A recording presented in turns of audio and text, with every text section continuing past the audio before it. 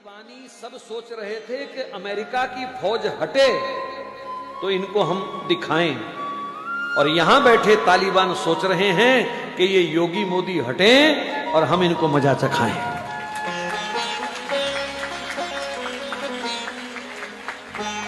और अगर तुमने इनको खो दिया तो फिर अगले 50 साल तक, जब तक हमारी जिंदगी, मैंने इसलिए 50 बोला, जो बैठे हैं कोई 50 जिएगा, कोई 20 जिएगा, कोई 10 जिएगा, भगवान के हाथ है वो तो। सिवाय रोने के हमारे पास कुछ नहीं होगा, हाथ मल मल करके छाती पीटने के सिवाय हमारे पास कुछ नहीं होगा।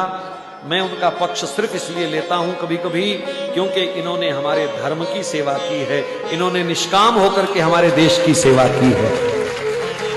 ये वंशवाद को लेकर के नहीं लड़ रहे, इन्होंने अपने बच्चों के नाम एफडीआं नहीं कराई हैं, इन्होंने कोई अपने 800 करोड़ के बंगले नहीं बनाए हैं, इन्होंने कोई इत्र की फैक्ट्रियां भी नहीं लगाई हैं। इनका जो कुछ है वो देश के लिए है, देश के हित में है। एक प्रधानमंत्री की मां और 10 बाई 10 के कमरे में रहती हो तो उस बंदे के तो चरण धो के पीने चाहिए हिंदू समाज को।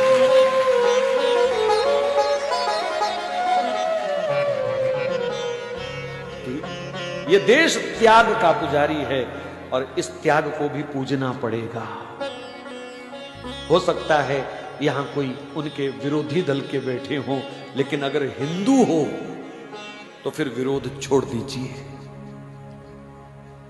बनता ही नहीं है विरोध करना भैया, किसी भी एंगल से विरोध बनता ही नहीं है। वर्तमान समय तो कहता है एकजुट होकर के आंख बंद करके समर्थन करो बस। जो मेरे देश के साथ खड़ा है, जो मेरे धर्म के साथ खड़ा है, जो रामकृष्ण के साथ खड़ा है, जो गाय माता के साथ खड़ा है, हमको उसी के साथ खड़े होना है, बस बात खत्म।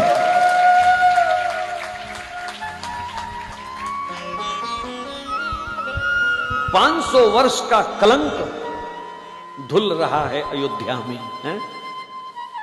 और फिर भी हम दूसरा कोई चिंतन दिमाग में लाएं तो ये बदकिस्मती के सिवाय और कुछ नहीं है।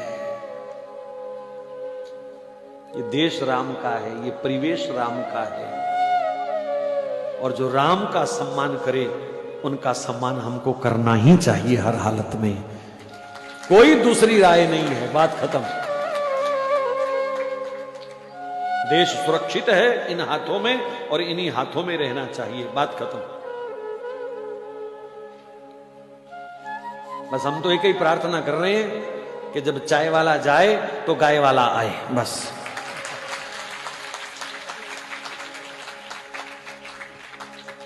और कोई मंशा नहीं है, बस।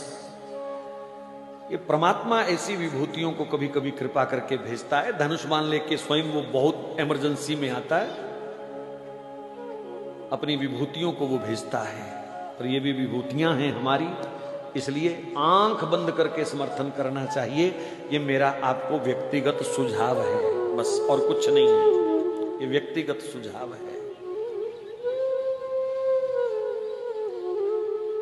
देश विदेश में बहुत लोग कथा को सुन रहे हैं, लाइव भी सुन रहे हैं, बाद में भी सुनेंगे। मैं सबको प्रार्थना कर रहा हूं, कम से कम अपना हित पहचानने की आदत डाल लो अब।